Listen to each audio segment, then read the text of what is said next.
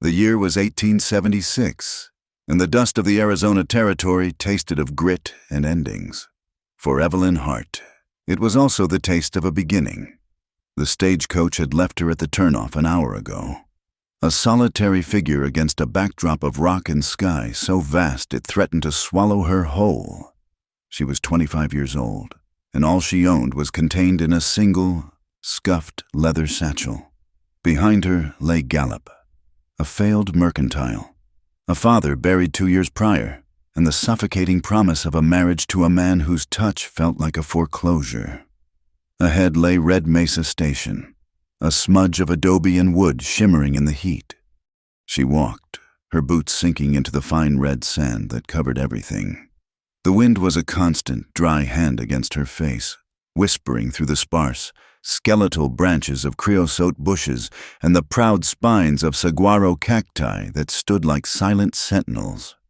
Her mother, gone so long now, had loved stories of the desert, of its harsh beauty and the flowers that bloomed against all odds. Eve clutched the handle of her satchel and tried to see the beauty, but all she felt was the profound, aching emptiness of the landscape. It mirrored the space inside her chest. Red Mesa Station was less a station and more a stubborn outpost against the wilderness. A long, low main building with a wide porch sagged in the middle, flanked by a corral and a large hay barn. A blacksmith shed stood off to one side, its forge cold. As Eve drew closer, she saw the place was worn but clean. A man sat on the porch steps, methodically mending a piece of harness. He was old, with a face mapped by sun and time, his hands gnarled but steady. He looked up as her shadow fell over him. His eyes, a pale, washed-out blue, held a weary kindness. He asked if she was lost. Eve straightened her shoulders, a gesture more for her own benefit than for his. She said she was not lost. She was looking for work. She could cook, she could clean, she could keep ledgers. Her father had been a clerk, and he had taught her letters and numbers with a firm, precise hand. She needed only a room and board, a chance to stand on her own feet without being beholden to anyone. The old man introduced himself as Quinn, the owner of the station. He looked her over, his gaze lingering on the determined set of her jaw and the lack of a wedding band on her finger. A woman alone in this country was a rare and often troubled sight. He asked where her people were. She told him she had none left to speak of. The answer was simple, unadorned, and it hung in the air between them with a weight he seemed to understand. He grunted, a sound that was not unkindly, and gestured toward the main building. He said the kitchen had been without a proper cook since his wife passed. The books were a mess he tackled only when necessary. If she could make a decent stew and her numbers added up, she could have the small room off the pantry. Relief washed over Eve so keenly it almost buckled her knees. She thanked him, her voice thick. He just nodded, turning back to his harness. He told her the well was out back. Water was to be used sparingly. Every drop was precious. The next few weeks fell into a rhythm dictated by the sun and the arrival of the twice-weekly stage. Eve scrubbed the kitchen until the wooden counters shone. She organized the pantry, baked bread that filled the station with a scent of home it had long forgotten, and made a thick beef and bean stew that had the stage drivers sighing with pleasure. At night, by the light of a single kerosene lamp, she untangled the knotted mess of Quinn's ledgers, her pen scratching softly in the quiet. She learned the silent language of the station, the groan of the well pump, the nicker of horses at dawn, the way the wind carried the scent of rain long before a cloud appeared. She also learned about the water, not just the station well, but the source of all life in this arid bowl of land. A small, year-round spring tucked into a crease of the nearby mesa, a place the Dine, the Navajo people who lived on the surrounding lands, called Tubiani, water that flows through rock. Quinn spoke of it with a reverence usually reserved for scripture. His own deed, signed and sealed decades ago, guaranteed his access to it, a right as solid as the mesa itself. It was why the station could survive. It was why anyone could. One afternoon, a small boy named Tommy, the son of a freight driver who often passed through, was chasing a lizard near the corral. Eve was watching him from the kitchen window, a faint smile on her face. When she saw the riders approach, there were 3 of them, not dusty travelers or local ranchers. They rode fine horses and wore city clothes that looked out of place against the raw landscape. The man in the lead was stout, with a face that seemed permanently flushed with impatience and cheap whiskey. He dismounted with the proprietary air of a man who believed the ground was honored to receive him. He introduced himself to Quinn as Harlan Pike, a representative of the Transcontinental Railroad. His voice was oily and loud. He did not offer a handshake. He unrolled a document with a flourish, its official-looking seals and dense script seeming like a weapon in the stark sunlight. Pike announced that the railroad had acquired provisional water rights to the entire basin, including the spring at Tubiani. He slapped the paper. It was all legal. He boomed. The government wanted progress, and progress required water for the steam engines that would soon thunder through this land. He offered Quinn a paltry sum to buy out his station and his obsolete claim. Quinn's face, usually so placid, hardened. He told Pike his claim was as old as the territory and as valid as the sunrise. He would not sell. His water was for the people and the animals who depended on it, not for a machine. Pike's smile was a thin, unpleasant thing. He suggested Quinn find his original paperwork. Without it, this new federal grant superseded any dusty old memory of a claim. He and his men lingered, their presence a poison in the air. They walked the perimeter of the station, their eyes calculating and cold. Eve felt a knot of dread tighten in her stomach. This was the same kind of power she had fled, the kind that used paper and pronouncements to steal a person's world out from under them. The confrontation simmered for 2 days. Pike and his men took rooms, paying in coin that felt like an insult. They drank Quinn's whiskey and spoke loudly of the changes that were coming, of the new order that would sweep away the old ways. Eve kept her head down, her hands busy with dough and laundry, but her ears were open. She watched Pike, the way his eyes never settled, always assessing, always looking for a weakness. The 3rd evening, things came to a head. Pike cornered Quinn on the porch, his voice a low snarl. He told the old man his patience was at an end. Quinn stood his ground, his back straight, telling Pike to take his railroad money and leave his home.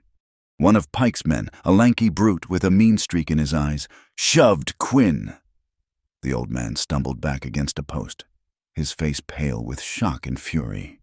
Eve started forward from the doorway. A cry caught in her throat, but the other man blocked her path with a sneer. Pike laughed. He said this was just a taste of progress. He nodded to the lanky man, who then strolled casually toward the hay barn, a lit cigarillo in his hand. Terror, cold and sharp, seized Eve. She saw the man flick the cigarillo into the dry, loose hay near the barn door. For a moment, nothing happened. Then a tiny orange serpent of flame appeared, tasted the air, and lunged. The fire roared to life with a greedy, explosive whoosh. The dry timber and decades of stored hay erupted into a tower of flame that painted the twilight sky in hellish shades of orange and red. The horses in the corral screamed, their eyes wide with panic. Little Tommy, who had been playing with a stray kitten near the barn, was frozen in place, mesmerized by the terrible beauty of the flames. A heavy, burning beam groaned, splintered, and began to fall directly toward him. Quinn shouted the boy's name, a sound of pure anguish. Time seemed to slow.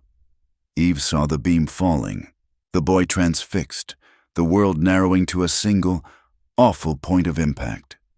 Then came a sound she could not place, a sharp crack, like a whip, but flatter, more final. A splinter of wood flew from the top of the failing beam, a small, dark hole appearing an instant later. The shot altered its trajectory just enough. The massive timber crashed to the ground inches from where Tommy stood, showering him with sparks but leaving him untouched. The boy, jolted from his trance, scrambled away, sobbing, Pike and his men stared, dumbfounded, toward the high ridge of the mesa that overlooked the station. Eve's eyes followed their gaze.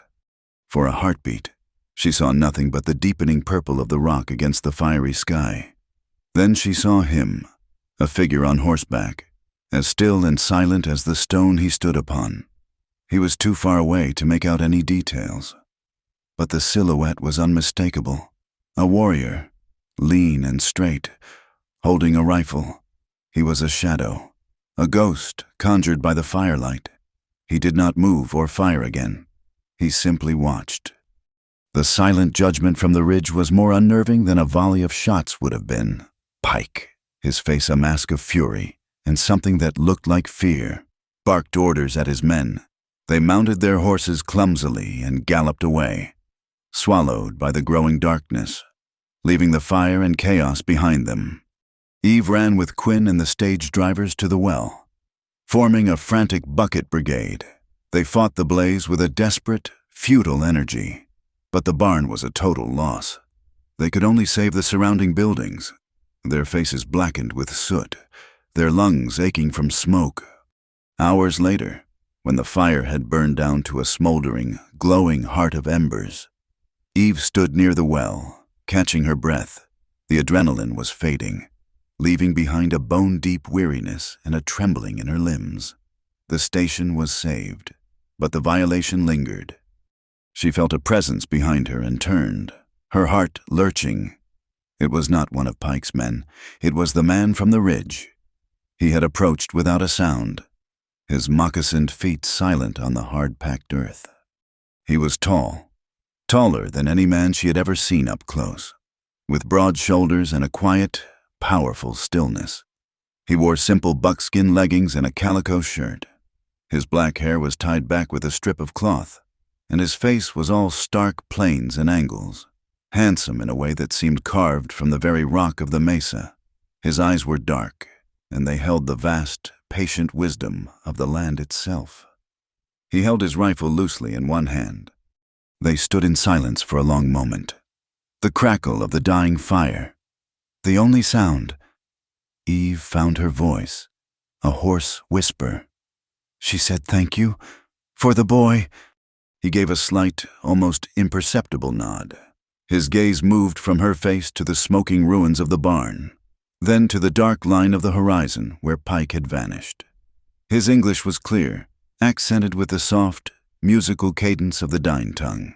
He told her those men would be back. Eve knew he was right. She asked what they wanted. His dark eyes met hers again, and in their depths, she saw a sorrow as old as the hills. The answer was simple, direct, and it settled in her soul with the weight of an undeniable truth. He said they wanted the water. Water is life. They take the water. They take everything. He turned then, and as silently as he had appeared, he melted back into the shadows, leaving Evelyn Hart standing alone in the wounded heart of Red Mesa Station, the warrior's words echoing in the vast, silent dark. In the gray light of dawn, the ruin of the barn was a black, skeletal wound against the soft pinks of the sky. The smell of wet ash and charred pine hung heavy in the air.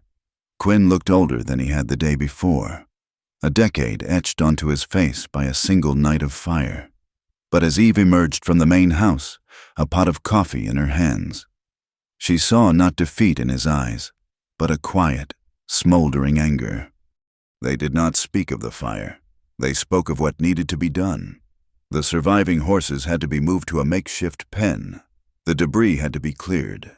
The station, wounded as it was, had to continue. The stage was due in 2 days.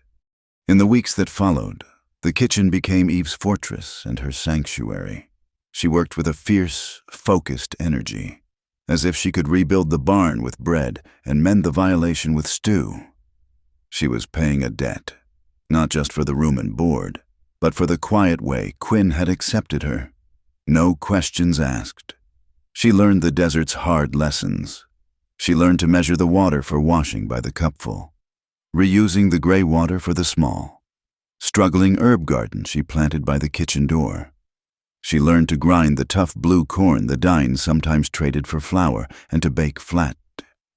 dense cakes on a hot stone that were surprisingly delicious. They were honest food, like the land itself. Quinn, watching her work, began to teach her other things.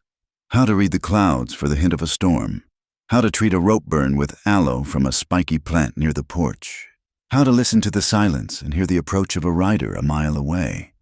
Sometimes, when she was gathering herbs or walking near the edge of the station's property, she would feel a prickling on the back of her neck, the sensation of being watched. She would scan the high red rocks of the mesa, her eyes searching the shadows and contours of the stone. She never saw anyone, but she felt a presence, a silent guardianship that was both unsettling and strangely comforting. She knew it was the tall warrior, the man Quinn called Atsidi Nez. He was a whisper, a shadow, a protector who kept his distance. Quinn told her the Dine had to be careful. Army patrols from the fort still rode through the territory, their memories of old conflicts long and their suspicions easily aroused. To be seen as a threat was a danger the Dine could not afford. The threat of Harlan Pike did not disappear with the smoke. It simply changed its form. A week after the fire, a man wearing a tarnished deputy's star rode in from the nearest town.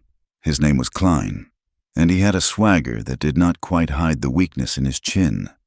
He did not come with accusations. He came with paperwork. He informed Quinn that, due to the recent fire and questions of liability, the county required a new filing of all original deeds and claims. He also mentioned a new tax on commercial wells, a tax Pike had apparently lobbied the territorial government to approve. Quinn's hands shook with a quiet rage. He told Klein his deed was perfectly valid. Klein smiled, a slick, knowing expression. He said he was sure it was. But the law was the law. The original document had to be presented. Quinn blustered, then fell silent. Later, when Klein had gone, leaving the scent of cheap cigars and menace behind him, Quinn confessed to Eve, the original deed, the one signed by a territorial governor long since dead, was not in his strongbox. He could not remember the last time he had seen it. Decades ago, he had made a copy and, for safekeeping, had left the original with the circuit preacher, who stored important documents in the small adobe chapel a day's ride away. But the preacher had died, and the chapel had fallen into disuse years ago. Whether the papers were still there, or had turned to dust and mouse nests, he did not know. The uncertainty gnawed at him. To distract himself from the gnawing worry, Quinn would sometimes talk, telling Eve stories of the old days. Through him, she began to understand the deeper currents of this place. He spoke of the Dean not as savages, as she had so often heard them described, but as a people with a deep and complicated history, bound to the land by threads of story and spirit. He told her about the Long Walk. He did not use the history book term. He spoke of it as the time the world ended. He described how, more than a decade before, the army had forced the Dine from their lands, marching them hundreds of miles to a desolate camp in New Mexico. He spoke of the starvation, the sickness, the bitter cold, and the children who were buried along the way. He spoke of the ones who returned, a broken but resilient people, to a homeland that was no longer wholly theirs. The wound, he said, was still fresh. It lived in the memories of the old ones, in the caution in the eyes of the young. It was why they were so fiercely protective of what little they had left. It was why a man like Atsidi Nez watched from the mesas. He was guarding not just a spring, but a memory and a future. One afternoon, an old Dine woman came to the station. She moved with a slow, deliberate grace, her face a beautiful web of wrinkles, her silver and turquoise jewelry gleaming against her dark velveteen blouse. She did not speak English, but she carried a finely woven blanket, its patterns telling a story of sky and earth. She wanted to trade for flour and sugar. Quinn was out checking a fence line, so Eve dealt with her. Using gestures and smiles, they made their trade. As the woman was leaving, she paused and touched a small, struggling wildflower that had pushed its way up through the hard, cracked earth near the kitchen steps. She looked at Eve, and her dark, ancient eyes held a universe of understanding. She said a single word in her own language and then was gone. Eve did not know what it meant, but she felt its warmth long after the woman had disappeared. Later, she learned the woman was Astza Yazi, a respected matriarch. She was Atsid's mother. The fragile piece was a thin sheet of ice over a deep, cold river of tension. Eve felt it every day.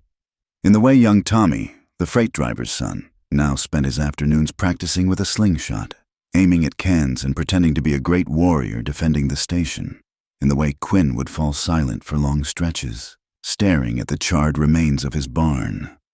While sorting through the chaotic pile of papers in Quinn's office, searching for any scrap that might help, Eve found her own way to fight back.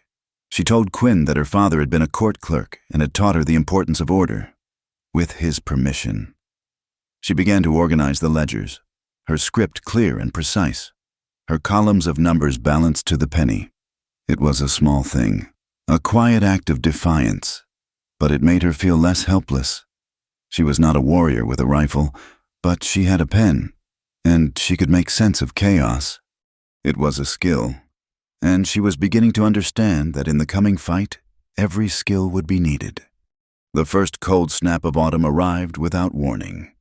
The days were still warm, but the nights turned sharp and brittle, the stars in the black sky looking like chips of ice. A fierce wind blew from the north, carrying the scent of pine and distant snow.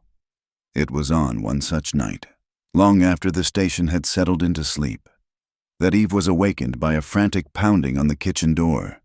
She grabbed a heavy iron skillet, her heart hammering against her ribs, and crept to the door.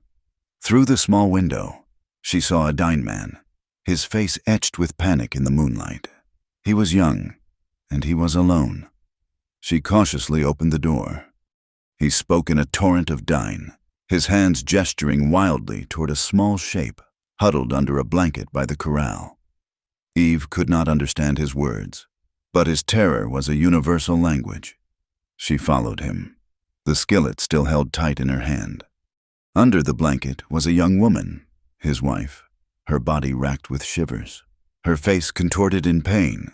She was pregnant, far too pregnant, and it was clear the baby was coming now, weeks too soon. Quinn appeared in the main doorway, a shotgun in his hands, his face grim. He saw the situation and hesitated. Helping them could mean trouble. Klein and Pike were looking for any excuse to cause problems, and harboring Navajos could be twisted into a crime. But Eve did not hesitate. She saw only a woman in agony, a husband in despair. She looked at Quinn, her expression pleading. This was not about politics or land rights. It was about a baby, about a life fighting to enter a cold, hard world. She said they had to help. She would take responsibility. Her resolve broke through his caution. He lowered the gun and nodded. Together, they helped the young woman into the kitchen, the warmest room in the station. Eve stoked the fire in the big cast-iron stove until it glowed red, filling the room with a deep, steady heat. She bolted the door and hung a thick blanket over the window. The kitchen became an island of warmth and light against the vast, cold darkness of the desert. Eve sent the husband for Shiyaji, the healer Quinn had told her about, though she knew the woman lived miles away and might not arrive in time. Then, with a prayer to a god she was not sure she still believed in, she set to work. She remembered things she had heard from her mother, things whispered between the women in Gallup. She boiled water. She tore clean flour sacks into strips. She spoke to the young woman in a low, soothing voice, her tone a balm even if her words were not understood. Hours passed. The wind howled outside, but inside the kitchen, a primal, timeless drama unfolded. It was a world of sweat and pain, of gritted teeth and soft groans, of whispered encouragement and the steady, rhythmic roar of the stove. Eve was no midwife, but she was a woman, and she had a deep well of compassion she had not known she possessed.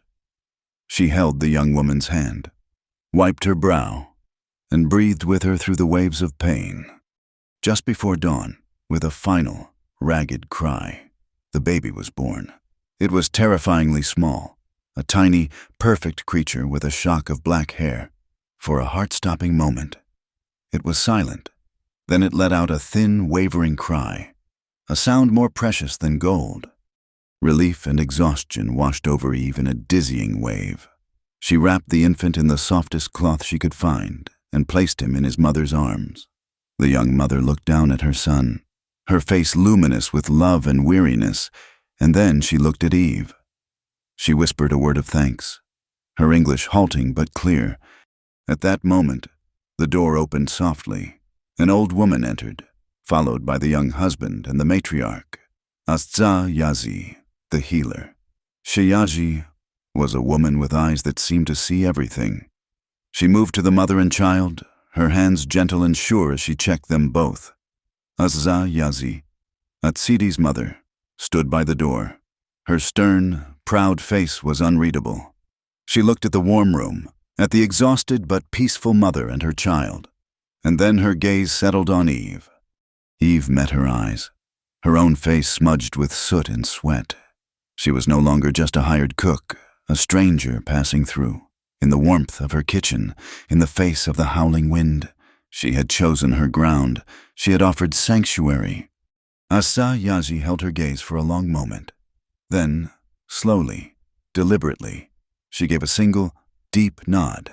It was not just a gesture of gratitude. It was an acknowledgement. A bond had been forged in the heart of that cold night. A thread of trust woven not with words, but with the shared, sacred work of bringing a new life into the world. The trust born in the warm kitchen did not stop the cold wind of the law from blowing. 2 weeks later, Harlan Pike returned. He was not alone. With him was a man in a black wool suit that looked miserably out of place in the desert heat, and Deputy Klein, who lounged on his horse with a look of smug authority. The man in the suit introduced himself as Pike's legal counsel, a Mr. Finch, who spoke in long, looping sentences that twisted simple ideas into unrecognizable knots. He unfurled another set of documents, newer and more intimidating than the last. He spoke of eminent domain, of territorial development acts, and of the railroad's federally granted provisional water rights. He explained, with the condescending patience of a man swatting a fly, that in the absence of a registered, notarized, and physically present original deed, Quinn's claim to Tubiayani was nothing more than anecdotal, a memory, and memories. Mr.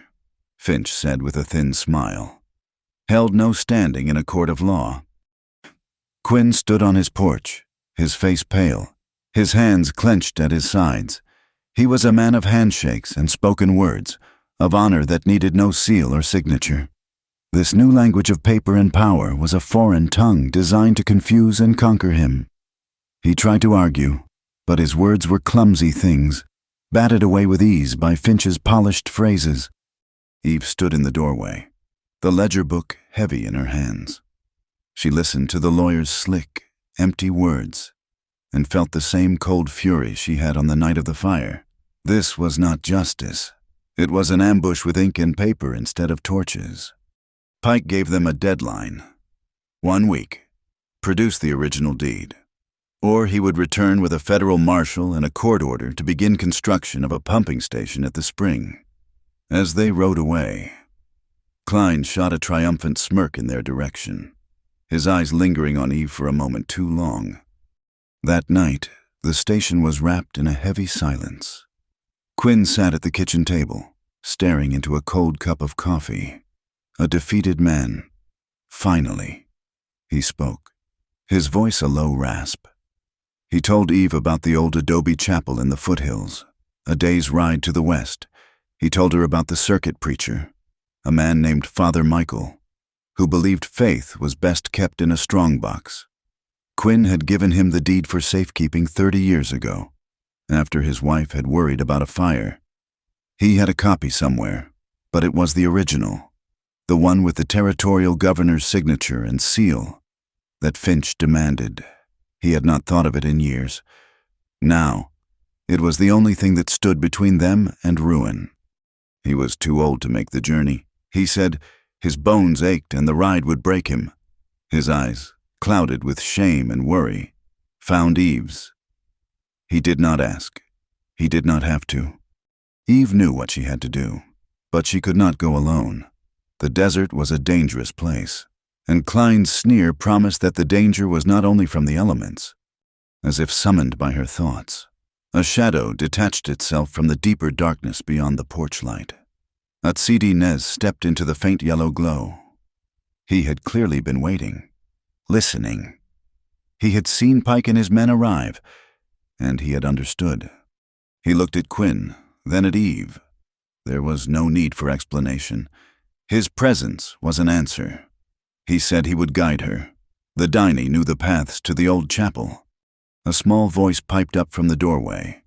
Little Tommy stood there, his slingshot in his hand, his face set with a fierce determination that was far older than his 8 years. He said he was going too. He was a scout. He knew the land, and he was fast. He looked at Atsidi, his eyes full of hero worship. Eve started to protest. It was too dangerous for a child. But Quinn put a hand on her arm. The boy needed this, he said quietly. After the fire, he needed to feel he was a part of the fight, not just a victim. Atsidi looked down at the boy, a long, considering look. Then he gave a slow nod. A small scout could be useful. He would be under Atsidi's protection. They left before dawn the next morning. 3 riders against the immense, silent landscape. Atsidi led the way, his tall frame a confident silhouette against the rising sun. Eve followed, her mare steady, and Tommy brought up the rear on a shaggy pony, his back ramrod straight. The fear that had been a cold knot in Eve's stomach began to loosen as they rode. The raw, empty beauty of the land was overwhelming. It was a place of subtle wonders that revealed themselves only to the patient. Atsidi taught her as they rode. His words were few, but his lessons were profound. He pointed to the barely perceptible trail of a sidewinder in the sand. He showed her how a certain type of cactus, when split open, held a mouthful of precious, life-giving water. He taught her to read the flight of a hawk as a sign of a thermal, a rising current of warm air that spoke of the day's coming heat. Tommy was an eager student, absorbing every word. He pointed out a jackrabbit, a flash of brown and white, and Atsidi taught him the name for it in the Dain language. For a few hours, they were not a desperate party on a vital mission, but simply 3 people moving through the quiet majesty of the world. Eve felt a sense of peace she had not known in years. Here, away from the suffocating rules of towns and the predatory words of men like Pike, she could simply be. They reached the abandoned chapel in the late afternoon. It stood in a small, wind-swept canyon, a crumbling monument to a faith that had moved on. The adobe walls were scarred and pitted by wind and rain. The roof had partially collapsed, and the heavy wooden door hung from a single leather hinge. A rusted iron cross tilted precariously from the peak of the front wall, a symbol of a forgotten promise. Inside, the air was thick with the dust of decay and the smell of old paper and mice. Pews lay overturned. Sunlight streamed through holes in the roof, illuminating dancing motes of dust. It felt like a tomb. They began to search. It was a hopeless task at first. Piles of water-damaged hymnals and rotting vestments filled the small sacristy. Atsidi moved with a quiet efficiency, his eyes scanning every corner, while Tommy, his initial excitement fading into the gloom, poked into dusty cubbyholes. Eve worked methodically, her heart sinking with every empty box and crumbling book she opened. It was Tommy who found it. Tucked beneath a loose floorboard behind the ruined altar was a small, iron strongbox. It was not locked, but rusted shut. Atsidi, with a firm, steady pressure, forced the lid open with the tip of his hunting knife. Inside, nestled on a bed of what had once been velvet, lay a thick, leather-bound Bible. Its cover was stiff, its pages yellowed and brittle. Eve lifted it out with reverent hands. As she opened it, a folded vellum document slipped from between the pages of the Old Testament. She carefully unfolded it. The ink was faded, the script ornate, but the words were clear. It was the original deed to Red Mesa Station and its surrounding lands, including full and unending rights to the waters of the spring known as Tubiani. At the bottom was the bold, flourishing signature of a territorial governor and a heavy, embossed seal, Hope, bright and sharp, pierced through the gloom. Eve laughed, a sound of pure relief that echoed strangely in the silent chapel. They rode back with a renewed sense of purpose, the precious document wrapped in oilcloth and tucked safely in Eve's satchel. The sun was beginning to dip toward the horizon, painting the western sky in fiery strokes of orange and purple. They decided to make camp in a sheltered cove of rock and press on to the station at first light. As Atsidi was starting a small, smokeless fire, the first shot rang out. The bullet whined past Eve's head, so close she felt its heat, and slammed into the rock behind her, sending a spray of sharp fragments into the air. Tommy cried out, a sound of surprise and pain. In an instant, Atsidi was moving. He shoved Eve and Tommy behind a large boulder, his body shielding them. "Get down and stay down," he commanded, his voice low and calm, cutting through Eve's sudden, paralyzing fear. He drew his rifle, his movements fluid and economical, and melted into the rocks, becoming one with the shadows. Eve's hands were shaking as she pulled Tommy closer. He was crying silently, clutching his arm. A piece of flying rock had sliced a deep gash just above his elbow. Blood, dark in the fading light, stained his sleeve. It was not a serious wound, but the sight of it sent a fresh wave of terror through her. Another shot cracked from the ridge above them, answered almost immediately by the deeper boom of Atsidi's rifle. A man yelled out in pain. The world became a terrifying cacophony of echoes and ricochets. Eve could see nothing but the rock in front of her and the darkening sky above. She pressed Tommy's face into her shoulder, murmuring soothing words she did not feel, her body trembling. This was real. This was not a legal argument or a threat. This was men with guns trying to kill them. The gunfight was short and brutal. Eve heard Atsidi's rifle speak 3 more times, each shot measured and precise. After the last one, an unnerving silence fell over the canyon, broken only by Tommy's quiet sobs and the whisper of the wind. After a long, tense minute, Atsidi reappeared. He was unharmed. There was a grim set to his jaw, but his eyes were clear. He told them it was over. 2 men. They would not be troubling anyone again. He knelt beside Tommy, his large hands surprisingly gentle as he examined the boy's arm. He tore a strip from his own shirt and, after cleaning the wound with water from his canteen, bound it tightly.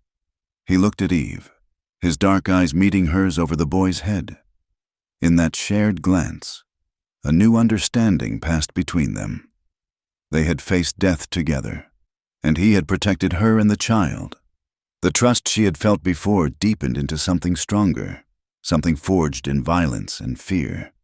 While Eve comforted Tommy, Atsidi went to check the ridge. He returned a few minutes later, his face a hard mask. He carried no trophies, but he held something in his hand. He opened his palm. Lying there was a half-smoked cheroot, its end still damp. It was a specific, cheap brand, one she had seen before. Deputy Klein smoked those cheroots constantly, leaving a trail of them wherever he went. The proof was as undeniable as the deed in her satchel. This was not just Pike's greed. The law itself, in the form of its hired gun, had tried to murder them to prevent that small piece of paper from ever reaching the light of day. They had the evidence to save the station, but now they knew. The fight for water was no longer a battle of words.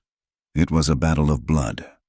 They rode into the station yard under the cold light of the stars, the precious deed a heavy, triumphant weight in Eve's satchel. Quinn was waiting on the porch, a lantern held high, his face a mask of anxiety. When Eve showed him the vellum, his shoulders, which had been stooped with worry for days, straightened. A faint, watery light of hope returned to his eyes. He took the document in his hands as if it were a holy relic. Their relief, however, was short-lived. tempered by the grim reality of the ambush. When Atsidi showed Quinn the cheap cheroot butt, the old man's face hardened into a granite slab of fury. The knowledge that Klein, a man sworn to uphold the law, had sent men to kill them, settled over the station like a shroud. They had the paper, but Pike had the power, and he had shown he was not afraid to use violence to get his way. The next day dawned strange and unnerving. The air was wrong. A hot, dry wind began to blow from the east, a wind that felt as though it were coming straight from the mouth of a furnace. It was a Santa Ana, Quinn said, his eyes scanning the hazy, dust-choked horizon. They came early this year. The wind had a life of its own, a restless, malevolent spirit. It rattled the windows, tore at the loose shingles on the roof, and sent tumbleweeds cartwheeling across the yard like frantic, skeletal creatures. The very air felt electric, humming with a nervous, dangerous energy that set everyone on edge. The world was tinder dry, waiting for a spark. The spark came that night. It began as a flicker on the horizon, a faint, unsteady orange glow against the black silhouette of the mesa. Eve saw it first from the kitchen window. At first, she thought it was a late campfire, but the glow did not stay small. It grew, brightening and spreading with an unnatural speed, painting the underside of the low-hanging dust clouds with a pulsing, threatening light. A shout went up from the corral. The wind, which had been a constant moan all day, was now carrying a new sound, a distant, angry crackle. And with it, a new smell. Not the clean scent of a piñon fire, but the acrid, choking smell of burning grass and sage. The fire was near to Be'ani. It was moving fast, driven by the relentless wind. A wall of flame racing across the dry plains, straight for the lifeblood of the entire region. For a moment, chaos reigned. Men ran from the bunkhouse, shouting and pointing. The horses screamed in the corral, their eyes rolling with terror. Quinn stood frozen on the porch, the deed clutched in his hand, his face a canvas of disbelief and despair. Pike had not waited for the deadline. He had chosen his weapon, and it was the oldest and most terrible of all. In that moment of panic, something inside Eve went still and cold. The fear was there, a knot of ice in her belly. But on the surface, a strange, sharp clarity took hold. She was done being a victim. She was done reacting. She strode out into the yard, her voice cutting through the frightened shouts, clear and commanding. She told the stable hand to get the horses out of the corral and into the far pasture, away from the smoke. She pointed at two of the freight drivers. She wanted buckets, every bucket, pail, and basin in the station. Form a line to the well. She grabbed Quinn's arm, her grip firm, jolting him from his stupor. She told him they needed blankets, every horse blanket and spare quilt they could find. Soak them in the horse trough. People stared at her, their face slack with shock. But there was a certainty in her voice that brooked no argument. They were desperate for a plan, and she had given them one. They began to move, their panic channeled into frantic, purposeful action. A human chain formed, passing buckets of precious water from the well. Men and women worked side by side, their faces grim in the flickering firelight. Eve was at the head of the line, taking the soaked, heavy blankets and running toward the spreading edge of the fire, her lungs burning, her eyes streaming. They would beat at the smaller flames, trying to smother them, to create a desperate, narrow line of defense. It was a losing battle. For every flame they extinguished, a dozen more leaped up, carried on the wind. The heat was a physical blow, sucking the air from their lungs. The roar was deafening. Ash and embers rained down on them, hot and stinging. Eve worked until her arms felt like lead, until her face was black with soot and her throat was raw. She could feel despair beginning to creep back in, cold and final. They were too few, the fire was too big, too fast. And then they were there. They came not from the road, but from the darkness itself. a dozen riders emerging from the night like spirits of the land. Atsidi Nez was at their head, his face stark and emotionless in the firelight. He and his men were stripped to the waist, their bodies lean and powerful. They carried not buckets, but shovels, axes, and wet hides. They did not join the feudal bucket line. They rode past it, heading straight for a place where the fire had not yet reached, 100 yards ahead of the main blaze. With a shouted command from Atsidi, they dismounted and went to work with a terrifying, coordinated efficiency. They were not trying to put the fire out, they were redirecting it.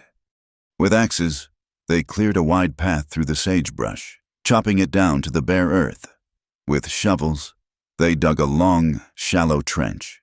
Throwing the dirt onto the side closest to the fire, they were creating a firebreak, a scar on the land that the flames could not cross.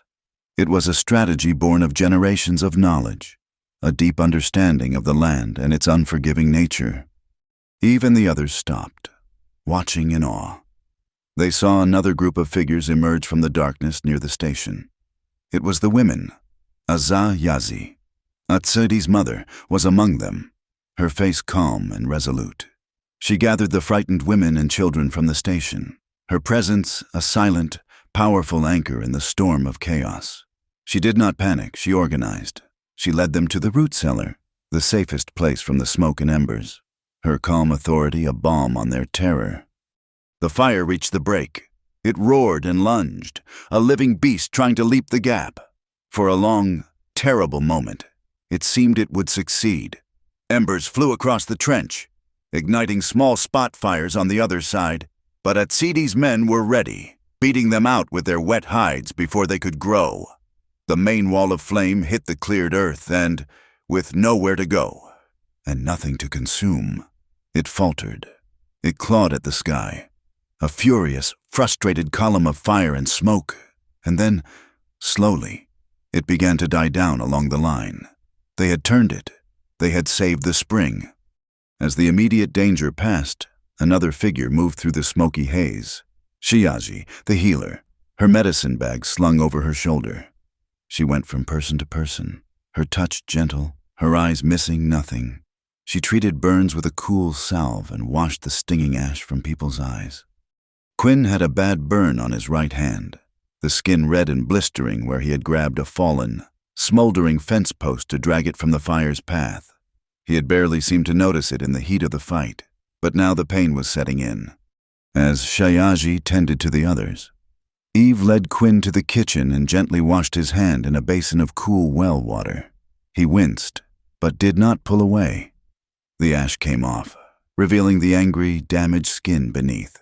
She looked at his hand, the hand that had offered her a home, now scarred in defense of it. An overwhelming wave of gratitude and fierce loyalty washed over her, while she was wrapping his hand in a clean cloth. Atsidi came to the doorway. His face and chest were slick with sweat and streaked with soot. He was holding something. He stepped into the light and opened his hand. On his palm lay several cigar stubs, identical to the ones Pike favored. He said he found them in 3 different places, upwind from where the fire began. They had been deliberately placed in nests of the driest tumbleweeds. This was no accident of nature. It was a calculated act of war.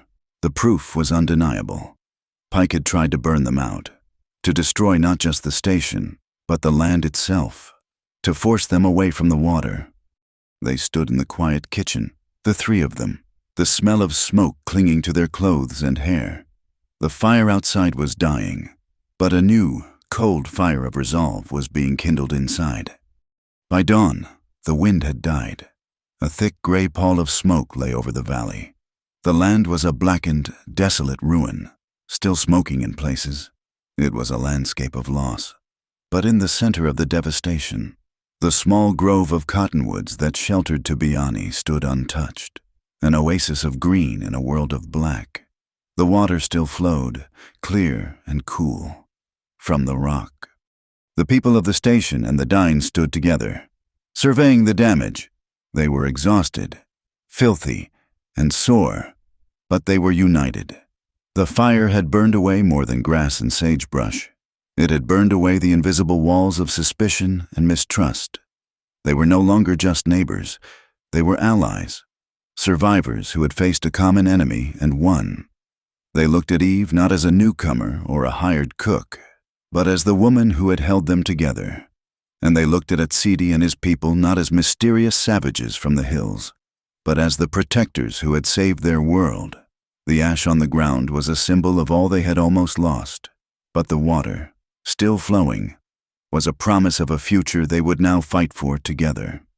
The fire left a ghost behind. In the weeks that followed, the land lay black and silent under a sky that seemed too bright, too blue. A fine gray ash settled on everything, a constant reminder of the violence that had swept through. But amidst the devastation, a new and quiet resilience took root. The people of the station and the Dine, who had fought the flames together, now shared a silent, watchful bond. When a Dine family passed the station, they would raise a hand in greeting to Quinn, a gesture that would have been rare before the fire. A silent trade system began. A haunch of venison left on the porch in the cool of the morning. A sack of flour and a jar of Eve's preserved peaches found in its place an hour later. The stagecoach, however, brought the outside world back with all its ugly whispers. The story of the fire had reached the nearest town, but it had been twisted in the telling. The heroic, desperate fight to save the spring was overshadowed by a more salacious tale. The white woman at Red Mesa Station, alone and without family, who was keeping company with the Navajos, a woman who worked alongside their warriors, who spoke to their men. The rumors were a dust storm of another kind, fine and gritty, getting into everything, obscuring the truth. Eve felt the shift in the air when she went to the small trading post for supplies. The proprietor's wife, who had once been friendly, was now cool and distant. Women who had previously shared gossip and recipes now fell silent when Eve approached, their eyes sliding away from hers. The whispers followed her down the dusty street, words like unseemly and reckless stinging her ears. The embodiment of this judgment arrived one afternoon in a polished black buggy. Her name was Agnes Whitlow, the wife of the town's most prominent rancher and the self-appointed arbiter of moral decency for the territory's scattered white population. She was a stern, corseted woman whose smile never reached her cold, pale eyes. She came, she said, out of Christian concern for Eve's welfare. They sat in the station's main room, the air thick with unspoken accusations. Agnes spoke of a woman's reputation, how it was a fragile, delicate thing, easily broken. She spoke of the natural order, of the clear and necessary lines that must be drawn between civilized folk and the natives. Her concern was a weapon, wrapped in the soft cloth of piety. She hinted that Eve's association with the Dine, particularly with a warrior like Atsidi Nez, was not only dangerous to her good name, but a threat to the safety and stability of the entire community. Eve listened, her hands clenched in the lap of her simple calico dress. This was the same suffocating pressure she had fled in Gallup, the same cage of expectations and rules made by others. But she was not the same woman who had arrived here with nothing but a satchel and a desperate hope. She had faced fire and gunmen. She would not be cowed by gossip. She told Mrs. Whitlow, her voice quiet but firm, that the Dine had saved their homes and their lives. She said that she judged people by their actions, not by the color of their skin. Agnes Whitlow left in a cloud of disapproval, her lips pressed into a thin, hard line. After she was gone, Eve went to her small room off the pantry. She took out a length of yellow gingham she had bought months ago, a small, hopeful extravagance, with steady hands. She began to cut and sew a set of new curtains for the kitchen window. It was a simple, domestic act, but for Eve, it was a declaration. This was her home. She would not be frightened out of it. She was putting down roots, building a defense of her own making, stitch by stitch. The small, bright square of the window, framed in cheerful yellow, was a defiant piece of sunshine against the encroaching gloom. As the rumors from the town festered, Harlan Pike's man, Deputy Klein, saw his opportunity.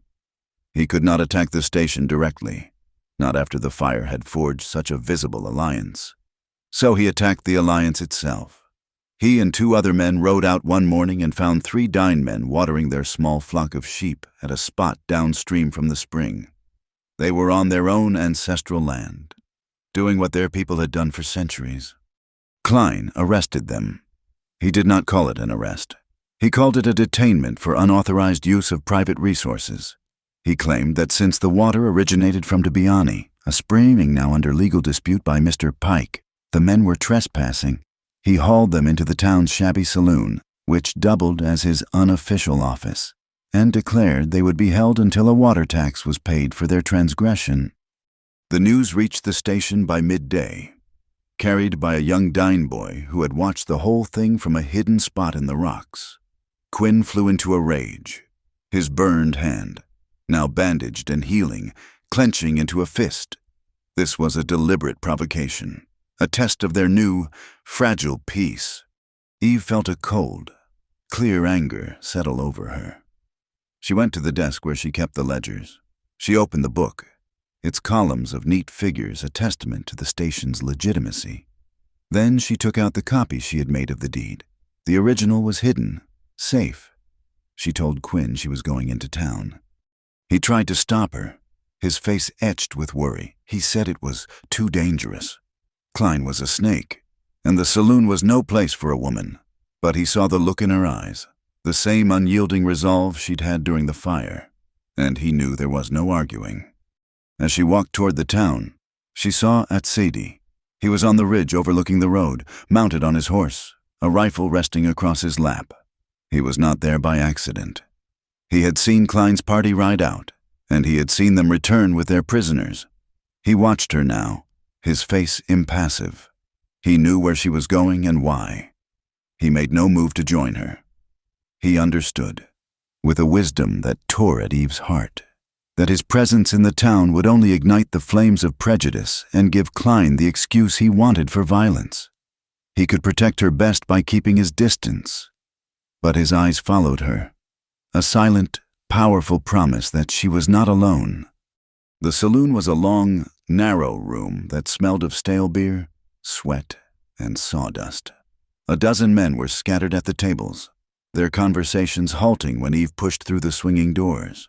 The bright afternoon light pouring in behind her seemed an intrusion into the room's perpetual twilight. Klein was at the bar, a bottle of whiskey in front of him. Harlan Pike sat at a table nearby, looking smug. The 3 Dine men stood against the far wall, their faces proud and stoic, their hands unbound but their dignity under assault. Eve walked directly to the bar. She placed the ledger down with a solid thud that made Klein jump. She did not raise her voice. She spoke with the cold, precise clarity of a legal clerk. She informed Klein that Red Mesa Station had been in continuous operation for 35 years, a fact documented in the ledger before him. It had always shared access to the spring's runoff with its neighbors, a fact also noted in her records of trade and goodwill. She then placed the copy of the deed on the bar. She explained that it was a true copy of the original, which was now in a secure location, and that it granted Quinn undisputed rights to the spring. She pointed out that since the deed's validity was the subject of the legal dispute, no commercial rights, including the right to levy a tax, could be assigned to Harlan Pike or anyone else until a territorial judge had ruled on the matter. Therefore, his detention of these men was unlawful. It was kidnapping. A dead silence fell over the saloon.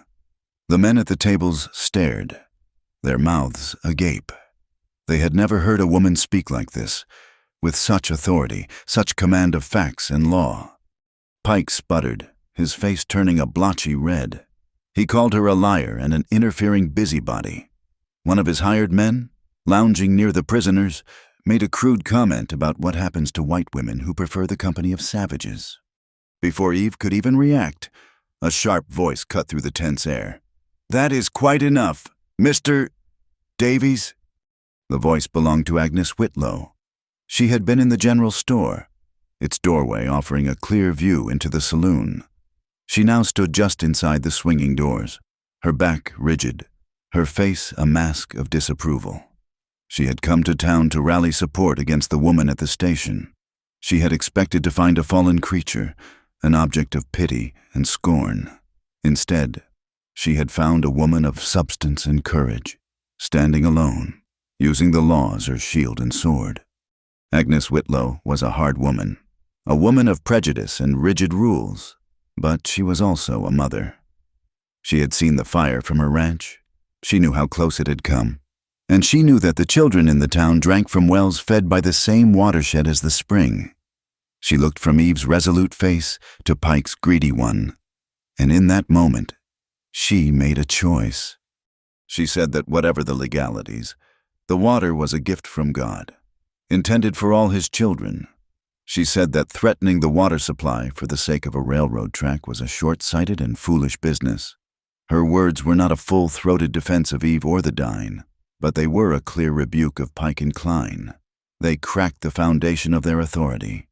The other men in the saloon, ranchers and merchants who depended on the stability of the region, looked at each other. They had been swayed by Pike's promises of progress, but Agnes Whitlow's words resonated with a deeper, more practical truth. Klein, caught between Eve's unassailable logic and this unexpected shift in public opinion, faltered. He was a bully, and bullies are cowards when confronted with real strength. He looked at Eve's steady gaze, at the silent, disapproving faces of the other men, and he knew he had lost. With a muttered curse, he gestured to the Dine men. "Get out of here," he snarled. He tried to save face, adding a threat that the tax would be collected eventually, but the power had gone out of his voice. The three men walked out of the saloon without a backward glance.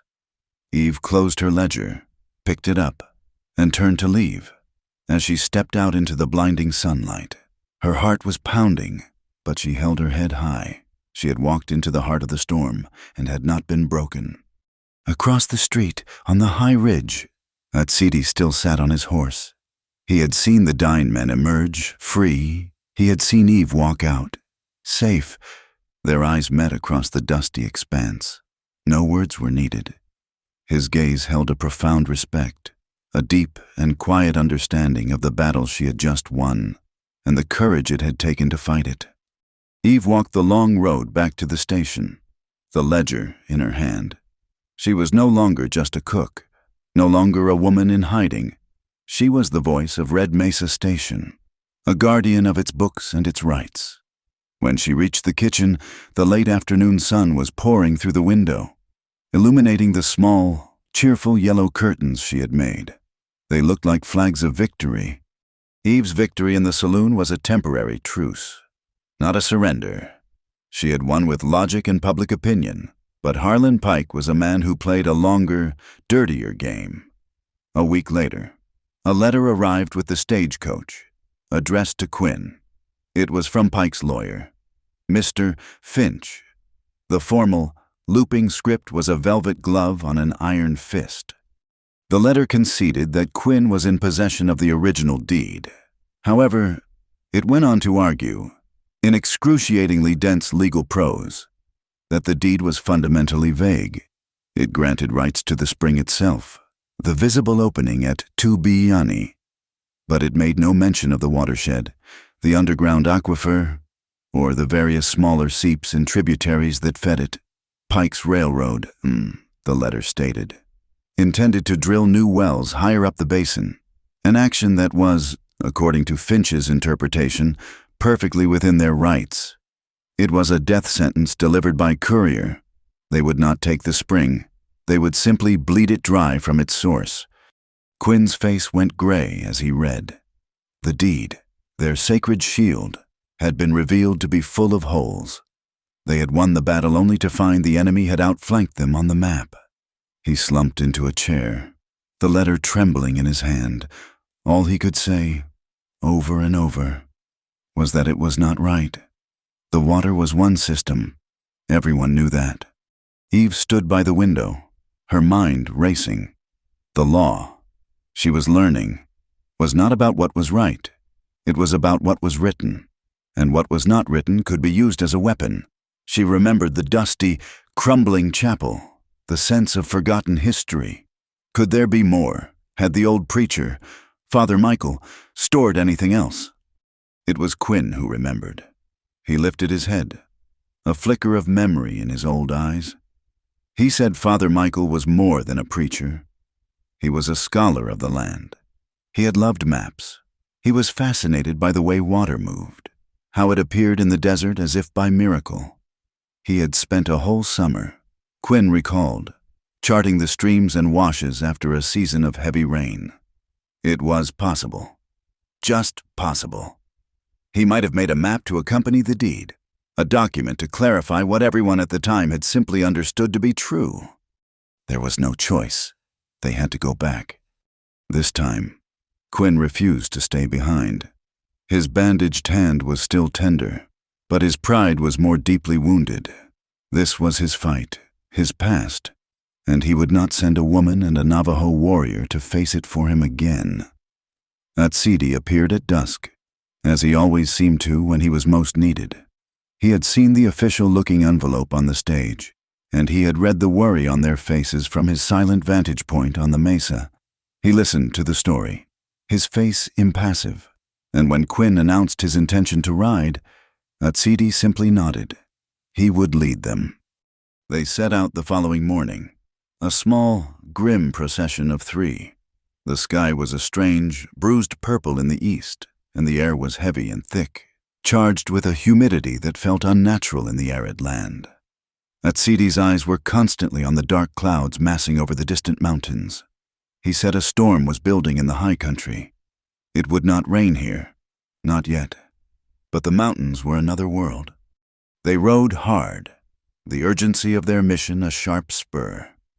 By midday, they were entering the mouth of the narrow, rock-walled canyon that led to the chapel.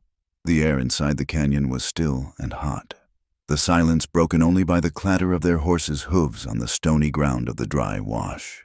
The towering red walls seemed to press in on them, and the strip of sky visible above was a menacing, dark gray. The sound began as a low, deep rumble, a vibration felt more in the bones than in the ears. It was a sound that did not belong in the quiet canyon. Atsidi reined in his horse sharply, his head cocked, listening. His body went taut. "Run," he said, his voice a low, urgent command. "Not back. Up." He pointed to a steep, narrow game trail that led up the canyon wall. Quinn stared at him, confused, but Eve saw the look in Atsidi's eyes and needed no further explanation. She spurred her mare, shouting for Quinn to follow. The rumbling was growing louder now, becoming a deafening roar, the sound of 1,000 freight trains bearing down on them. Eve scrambled up the trail, her horse finding footholds where it seemed there were none. She looked back. Quinn was fumbling, his older horse nervous, refusing the steep incline. The roar was all around them, shaking the very rock. And then she saw it, a wall of brown water, 10 feet high, churning with uprooted trees, boulders, and debris, surged around the bend in the canyon. A flash flood, a monster of mud and water unleashed by the storm in the mountains. Atsidi was already off his horse, a coil of rope in his hand. He shouted at Quinn to abandon his mount. The old man, his face white with terror, finally slid from the saddle just as the water hit. The horse was swept away in an instant, a terrified scream swallowed by the roar. The wave slammed into Quinn, knocking him off his feet, dragging him into the raging torrent. Eve screamed his name. Atsidi was already moving, looping one end of his rope around a solid rock outcropping. He worked with a speed and precision that was breathtaking. He threw the other end of the rope out into the churning water, shouting Quinn's name. The old man surfaced, sputtering, his hand flailing. He missed the rope. Without a second's hesitation, Atsidi handed the secured end of the rope to Eve. "Hold this," he commanded. "Do not let go." He plunged into the flood. He was a powerful swimmer, but the current was a vicious, irresistible force. It tore at him, but he fought it, his movement strong and desperate.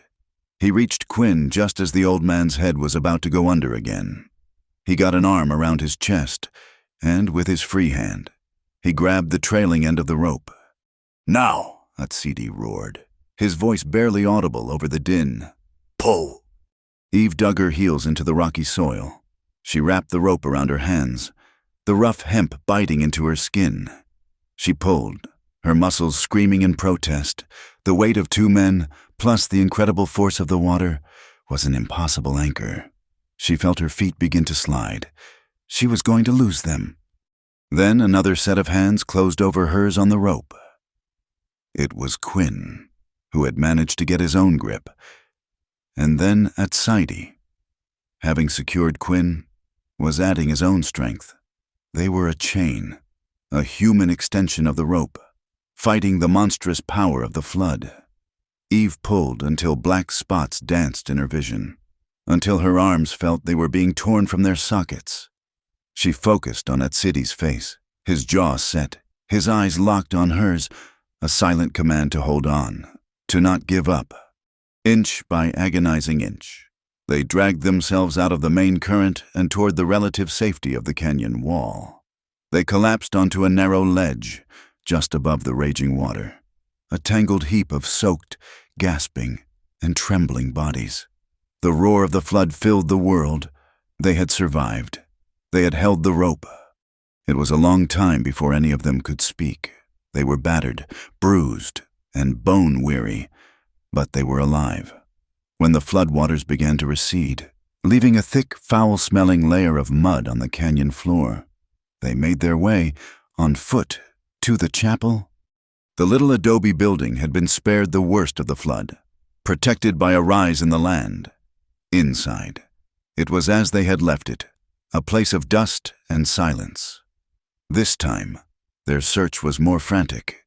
In the bottom of the iron strongbox, beneath the Bible, Atsidi's knife found the edge of a false bottom. He pried it up. Beneath it lay a flat, oilcloth-wrapped package. Inside was not a single document, but a thin wooden box. Eve opened it. On top lay a neatly written copy of the deed, and underneath it was a map. It was drawn in black ink on a treated piece of linen. The lines fine and precise, it showed the entire basin, with Red Mesa Station and Tubiani at its center. But it also showed the hidden, secret life of the water. Father Michael had charted the network of underground fissures, the deep aquifer, and the dozens of tiny, unnamed seeps high in the mountains that fed the entire system. He had labeled the whole thing in his elegant script, God's Providence for Red Mesa, a unified system. It was signed and dated. It was the truth of the land, set down on paper. It was the weapon they needed. The journey back was slow and arduous. They had only Eve's and Atsidi's horses, and they had to take turns walking. They avoided the main trails, Atsidi leading them through a series of high, rocky passes. By the second afternoon, Eve felt it again, the prickling sensation of being watched. Atsidi had felt it for hours. He said nothing, but his body was coiled with a watchful tension. Finally, he stopped them in a grove of pinon pine. He told them to wait. He climbed a high rock, shielding his eyes, and scanned their back trail. After a long silence, he pointed. A single rider, a dark speck in the distance, was following their path with an unnerving patience. He was staying far enough back to avoid a direct confrontation. A hunter dogging his prey. They could not outrun him. They were too slow. Atsidi's face was grim. He looked at the terrain around them. His eyes narrowed in calculation. He told Eve to take Quinn and ride ahead through a narrow, sheer-walled pass. He told her not to stop and not to look back, no matter what she heard. Eve's heart hammered against her ribs, but she trusted him. She did as he said, leading the horses into the pass. When they were 100 yards in, she heard a sound that made her flinch, a sharp, cracking roar that echoed off the canyon walls. It was not a gunshot. It was the sound of falling rock. It was followed by the high, terrified scream of a horse, and then silence. She kept going. A half-hour later, Atsidi caught up with them. He was on foot, running with an easy, tireless lope. He said nothing of what had happened. simply took the reins of his horse and swung into the saddle. They reached the station after nightfall, utterly exhausted but safe. As Eve was unsaddling her mare, Quinn came to her side. He said that Atsidi had told him what he saw after the rock slide. The pursuer had been thrown from his dead horse. He had scrambled away on foot, but not before Atsidi had gotten a clear look at his face. It was one of the men who had been standing with Klein in the saloon, a known hired gun for Pike. Later, standing in the quiet kitchen, Eve unrolled the map on the table. The lines and words seemed to glow in the lamplight. This piece of linen was their future. She thought of the journey, of the roaring water and the biting rope, of the silent, menacing rider on their trail. She had come to Red Mesa seeking a place to hide, a quiet harbor from a life she did not want. But she understood now.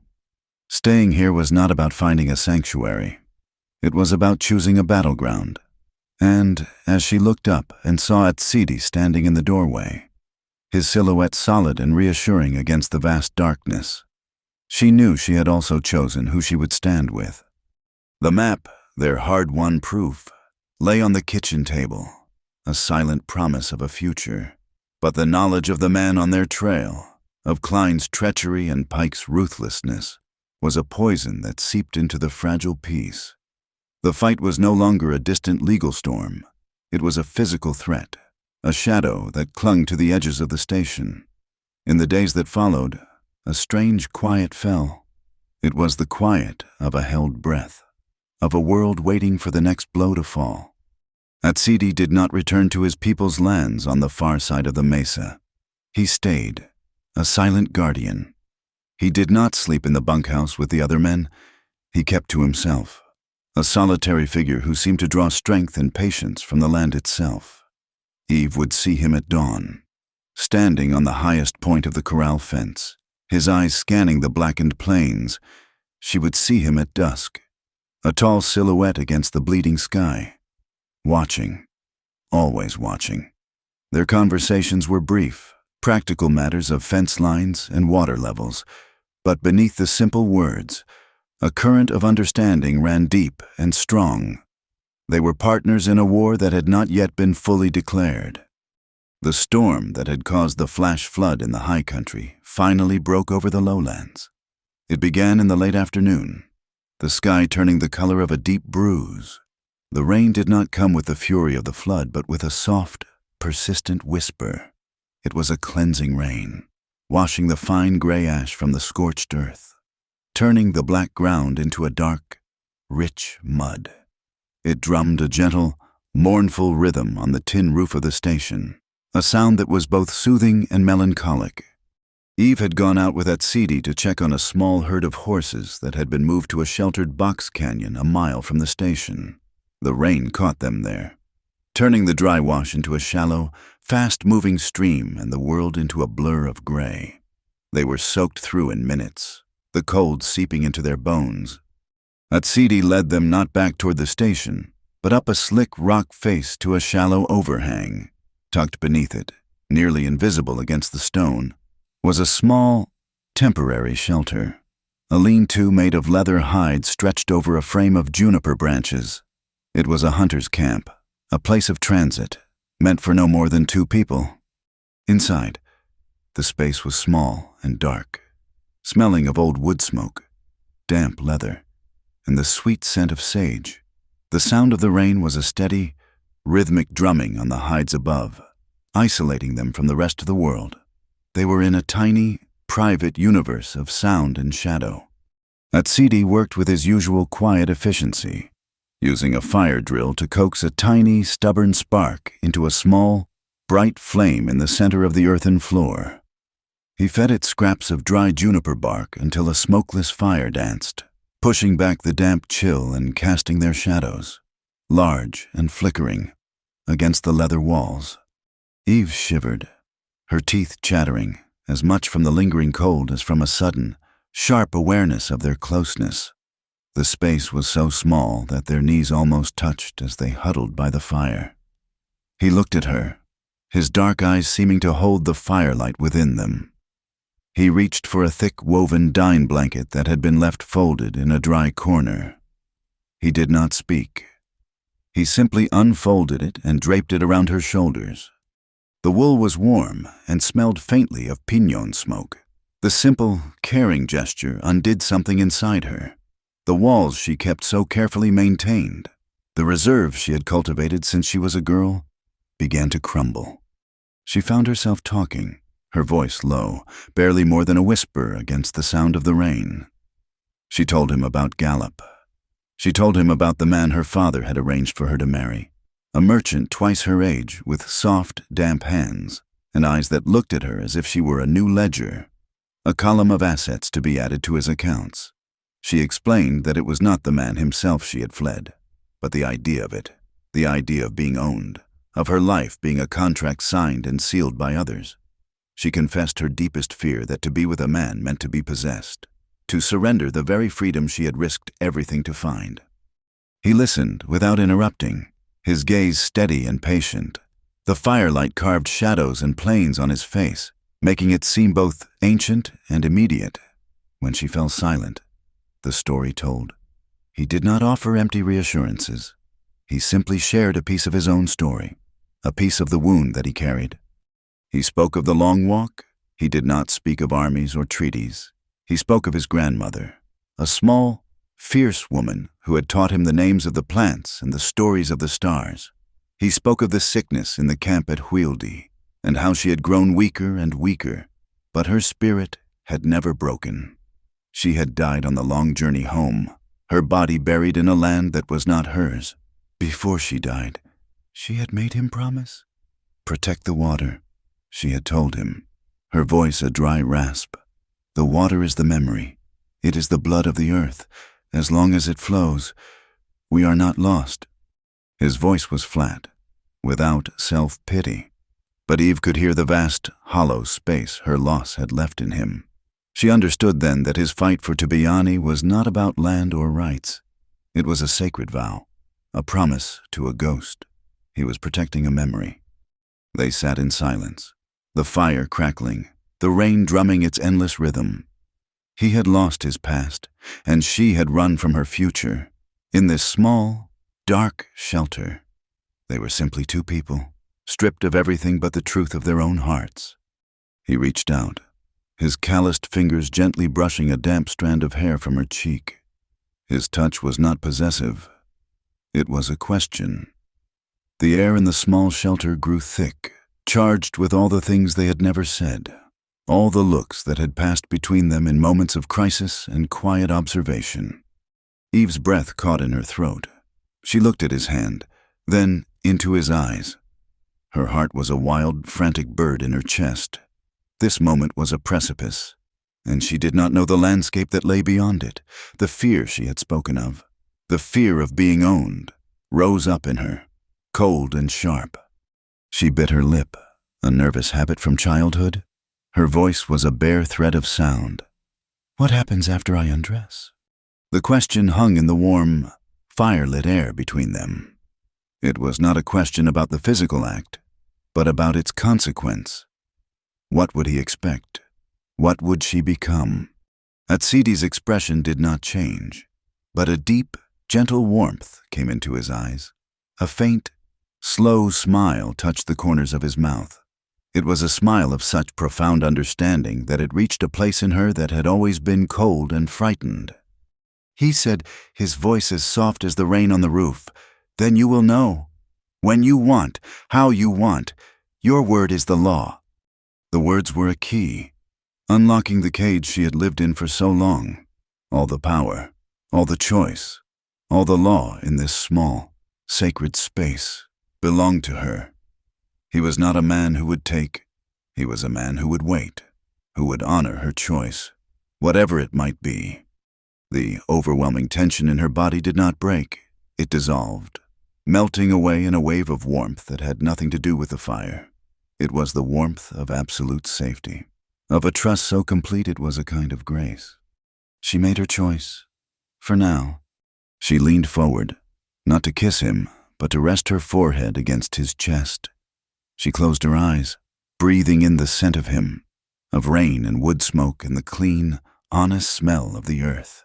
He was solid and real beneath her, a human anchor in a world that had always felt like a storm.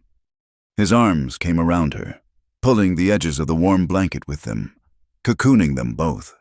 They sat like that for a long time, holding each other, a silent, unmoving island in the vast, weeping night. The fire burned low, and the rain whispered its secrets to the land. Tomorrow, the fight would begin again. There would be pike, and the law, and the threat of violence. But in the heart of the storm, they had found their own shelter, a quiet promise to let the morning speak for itself. The quiet that followed the rain was different from the silence of fear. It was a clean, contemplative quiet, the sound of the earth drinking deeply. In the station kitchen, the world felt new. The map, rescued from its long sleep, lay spread on the table, its fine ink lines a declaration of a truth deeper than law books. It was a map of a shared life, a single system of veins and arteries that gave sustenance to all, heedless of property lines or the color of a man's skin.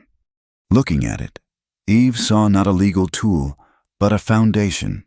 Defense was not enough. Fighting back, ambush for ambush, would only lead to an endless cycle of violence. They had to build something new, something Pike's brand of power could not easily tear down. The idea came to her with the simple clarity of a sunrise. They would not just protect the water, they would formally join in its stewardship. With Quinn's weary but wholehearted blessing, she began. She wrote out a simple, one-page proposal for a Red Mesa water cooperative. It was not a document of dense legal terms, but a plain-spoken agreement. Shared ownership, shared protection, and a rotating schedule for drawing water for livestock and gardens, ensuring no one took more than their share and the spring was never strained. It was a law born of common sense and mutual survival. She sent copies with the freight driver to the handful of small, independent ranchers who lived in the shadow of the mesa. Then she gave a copy to Atsidi. He read it, his dark eyes missing nothing. He then took it to the elders of his people, to his mother, Azah Yazeh, and the other clan leaders who held the true authority. While the community considered her proposal, Atsidi went to work. The old blacksmith's shed, long silent, came to life. The rhythmic, ringing clang of a hammer on an anvil became a new heartbeat for the station. Eve would watch him from the kitchen window, his powerful back and arms slick with sweat as he worked the glowing iron. He was not making weapons. He was forging the tools of a new future. He shaped sturdy hooks to clear debris from the stream beds, hammered out collars for rudimentary pipes to channel water more efficiently, and crafted the sharp, durable head of a well-digger. His work was a physical manifestation of their plan, a promise hammered into steel. He was building, not just guarding. He was a smith, a maker, as his name implied. The news of a formal alliance, a proposed legal entity that would unite the settlers and the Dian-Inden, reached Harlan Pike like a declaration of war. He had tried fire, legal intimidation, and hired guns. Each time, the small community at Red Mesa had not just survived, they had grown stronger, more unified. He knew he had to break the one person who was the linchpin of the entire alliance, Eve. For this task, he brought in a new kind of weapon, a man named Morrison. He was a bounty hunter, but his true trade was in whispers and secrets. He was a man who believed every person had a past they wanted to bury, and he was an expert at digging up graves. He arrived in town not with a gun on his hip, but with a friendly demeanor and a wallet full of whiskey money. He sat in the saloon, listening. Asking questions, he traveled to Gallup. A week later, Morrison rode out to Red Mesa Station. He was a heavy-set man with a confident, easy smile and cold, calculating eyes. He did not ask for Pike. He asked for Eve. He claimed to be a writer for a territorial newspaper, doing a story on the resilience of frontier women. He spoke to her on the porch, his questions circling like buzzards. He asked about her family, her journey west, her life before the station. His inquiries were expertly veiled, but Eve felt their sharp, probing points. He asked why a woman of her obvious breeding and intelligence was working in such a remote place. He wondered aloud if she had left behind any attachments, perhaps a suitor or a husband. The threat was a quiet poison in his friendly words. She gave him nothing but polite, brief answers. And after an hour of this verbal fencing, he tipped his hat and rode away. But Eve knew, with a certainty that chilled her to the bone, that he had not found what he was looking for, but he would not stop until he had fabricated it. The meeting was held 2 days later in the station's largest empty structure, a long warehouse that had once been used for storing freight. The cavernous space was cleared, and benches, crates, and chairs were arranged in a wide semicircle. The air was thick with tension and anticipation. The whole of their small, embattled world was gathered there. The local ranchers, their faces weathered and skeptical. Quinn and the station hands, their loyalty a solid presence, and, filing in with a quiet, profound dignity, the Dine. Azai Yazai led them, her back straight, her silver and turquoise jewelry gleaming in the lantern light. Atsidi stood with them, his stillness a formidable counterpoint to the nervous energy in the room. Eve stood before them all, her heart hammering but her voice steady. She unrolled Father Michael's map and pinned it to the warehouse wall. She did not begin with legal arguments. She began with the land. She pointed to the map, to the network of lines that showed how the life of the valley was interconnected, how the smallest seep in the high mountains was a cousin to the well they drank from. She spoke of the fires, the one in the barn and the one on the plains. She spoke of how they had fought them together. Then she held up her proposal. She read it aloud, her voice clear and strong. She proposed a council, with members from both the ranchers and the Dine, to oversee the cooperative. She proposed a pact of mutual defense, not just of the water, but of each other. When she finished, a heavy silence filled the room. Then, a voice boomed from the back, a voice full of false sincerity. "It is a beautiful story, Miss Hart, truly inspiring." Morrison stepped forward into the lantern light, a mocking smile on his face. He held a piece of paper in his hand. He said he had been doing some research for his article, and he had found another story, a story from a town called Gallup. He proceeded to paint a vile, twisted picture. He spoke of a dutiful father and a respectable merchant. He spoke of a sacred promise of marriage, a contract which Miss Hart had broken without cause. He depicted her as a faithless runaway, a woman who had shirked her responsibilities. Then his voice dropped, taking on a conspiratorial, menacing tone. He looked from Eve to Atsidi, who had not moved a muscle. "And now," he said, "this same woman, who scorns the sacred bonds of her own people, asks you to trust her. She stands with a Navajo warrior, a man of a different race." He let the words hang in the air, stirring the dark, deep-seated prejudices of the frontier. He reminded them that the territory had laws against the cohabitation of whites and natives. He was not just attacking her character. He was threatening her with prison. He was trying to smash the very foundation of their alliance with the hammer of bigotry. The room was deathly quiet. The ranchers shifted uncomfortably. The seeds of doubt had been planted. Eve stood her ground. She did not look at Morrison. She looked at the faces of the people before her. When she spoke, her voice did not tremble.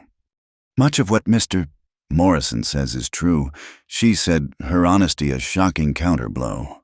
The crowd murmured. "I did leave my home. I did walk away from a marriage that my father had arranged." She took a breath, and her gaze swept across the room. "Meeting every eye she could, but he did not tell you why. He did not tell you that the man I was to marry saw me not as a wife, but as property. He did not tell you that my father, in his grief, saw the marriage as a business transaction. I left because I believe a woman is a person, not a bargaining chip. I believe my life is my own, to build or to break as I see fit. And I believe that my word, when I give it, is a sacred thing. I would not give it to a man I did not respect." She turned her head and looked directly at Atsidi, and then back at the crowd. "I have given my word to Red Mesa Station. I have given my word to the people who stand with me tonight. The question you have to ask is not about my past. It is about your future. Who do you believe will honor their word? The man who sent fire to your fields, or the people who stood with you and fought the flames? The silence that followed was different. It was a silence of consideration, of weighing and judging. It was Agnes Whitlow who broke it. She stood up, her posture as rigid as ever, but her face was set with a new, fierce conviction. "I do not know what happened in Gallup," she said, her sharp voice cutting through the tension. "And frankly, I do not care. I have seen enough of men like Mr. Pike and his hired mouthpieces to know that they twist the truth as easily as a blacksmith bends a hot iron." She looked around at the other women in the room, then at the ranchers. "What I care about," she continued, "is that my cattle have water. I care about my children not getting sick from a well that has gone dry. I saw the fire that this man's employer started. It came within a mile of my own home. And I saw who fought it. I saw Miss Hart. And I saw these dying men." She gestured toward Atsidi and the elders. "They did not ask about contracts or deeds. They saved our homes." Her gaze settled on Morrison, as cold and hard as river ice. "I will put my trust and my family's future in the hands of the people who protect the water, not the ones who try to steal it." Her words were a dam breaking. A rancher stood up and said he agreed. Then another, a wave of assent. A low rumble of voices moved through the warehouse. The agreement was made. The cooperative was born. But there was the matter of signing. A written document would mean little to the Dine elders, for whom a spoken promise and a handshake were the law. It was Atsidi who provided the solution. He left the warehouse and returned a moment later from his forge, carrying a wide, clean plank of pine and a clay bowl filled with fine charcoal dust. He set them on a barrel in the center of the room. He said that this agreement was not just ink on paper. It was a promise made to the land itself. It should be sealed with the earth. One by one, they came forward. Quinn went first, pressing his hand. The burned one. Into the black dust and then firmly onto the board. Then Adzayazi, her small, wrinkled hand leaving a surprisingly clear print. The ranchers followed, their big, calloused hands leaving their own marks. A new kind of document was being created, a testament written not in script, but in the elemental language of charcoal and wood, of community and shared purpose. When the last person had pressed their hand to the board, it was covered in the black prints, a mosaic of commitment, a new law forged on the anvil of their shared struggle. The plank of pine, covered in the charcoal handprints of their new alliance, was propped against the kitchen wall like a sacred text. For 2 days, a fragile, hopeful peace settled over Red Mesa Station. The ranchers who had signed the agreement rode out to check on their own lands, promising to return in a week to help formalize the cooperative and file the papers at the county seat. The Dine returned to their own camps, leaving a small, watchful party, led by Atsidi, as guardians. It was the quiet before the final, desperate strike. The attack came on the third night. There was no warning, no rumble of approaching riders. The first sound was the one that every soul in the arid territory dreaded most, the slow, grinding death of the well pump sucking air. It was a groan, then a hollow, rattling gasp. The water was gone. Atsidi was the first to move, a shadow detaching itself from the porch. Eve met him in the yard, her heart a cold stone in her chest. From the direction of Tebeyani came a new set of sounds. Alien to the desert night, the rhythmic clang of heavy hammers on iron, the shouts of foremen, and the tortured groan of straining wagon wheels. Torches bloomed in the darkness, a string of angry, moving stars. In their flickering, hellish light, the truth was revealed. A massive crew of men, 100 strong, swarmed over the spring. They were not just diverting the water with a crude ditch. They were building, under the armed guard of a dozen rough-looking men. They were laying a railroad spur, driving steel spikes into wooden ties, burying the sacred ground under a brutal, iron geometry. Harlan Pike was not just trying to steal the water. He was obliterating its source. creating an irreversible fact on the ground before the sun rose. By morning, the spring would be gone, and a railroad track, a symbol of federal power and undeniable progress, would be in its place. A cold, precise rage cleared Eve's mind. While Atsidi gathered his warriors, their faces grim and hard in the torchlight, she ran to the warehouse, now their community hall. She roused the women, the old men, and the boys who were too young to fight but old enough to work. She told them they could not stop the armed men, but they could save themselves. The well was dry because Pike's crew had breached the main channel, but smaller, secondary channels still fed the earth. They had to build a dam, a temporary wall to catch what little water was left and divert it back toward the station's well and the gardens. As Atsidi and his 10 warriors melted into the darkness, moving like ghosts toward the chaotic noise of the construction, Eve led her own small army. They worked in a frantic, desperate silence, filling grain sacks with sand and rock, their hands raw, their backs screaming. They were not warriors with rifles. They were custodians of life, fighting for every last drop. The confrontation at the spring was a standoff of fire and shadow. Atsidi and his men emerged from the rocks, a silent, menacing line between Pike's crew and the land. The foreman, a big, belligerent man with a pistol on his hip, ordered them to stand down. Atsidi's voice was low and calm, but it carried over the clang of the hammers. "This land is protected," he said. "This water is life. You will go no further." Pike's guards raised their rifles. The laborers, caught in the middle, hesitated, their hammers falling silent. The air grew thick, humming with the promise of violence. The first shot did not come from the line of guards. It came from a cluster of boulders off to the side, a coward's shot from the dark. A searing pain tore through the air, but it was not one of the warriors who fell. It was Quinn. He had followed the men, unable to stay behind, and had been standing near the edge of the confrontation with Tommy, who had crept out to watch. The shot had been aimed at Atsidi, but as the rifle cracked, Tommy had stumbled forward in fright. Quinn, with the pure, unthinking instinct of a protector, had thrown himself in front of the boy. The bullet slammed into his chest. He crumpled to the ground without a sound. For a heartbeat, the world froze. The hammering, the shouting, the wind itself seemed to stop. Then chaos erupted. The dying warriors did not need an order. They opened fire, not a wild volley, but a series of precise, aimed shots that sent Pike's guards scrambling for cover. In that same instant, Atsidi was no longer a calm leader. He was an avenging spirit.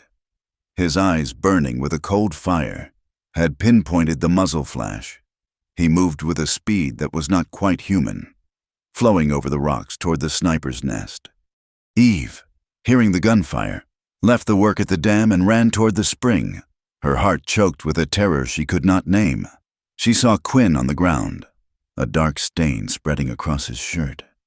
Shiazi, the healer, who had been with the women, was already kneeling beside him, her face a mask of concentration. The gunfight was brief and brutal. In the swirling confusion of torchlight and shadow, a new drama unfolded. The bounty hunter, Morrison, seeing the entire enterprise collapsing into a bloody failure, made his move. He cornered Harlan Pike, who was trying to slink away into the darkness. He grabbed Pike by the collar, his voice a venomous hiss. "This is over. Harlan, your plan is shot to hell, but my silence can still be bought.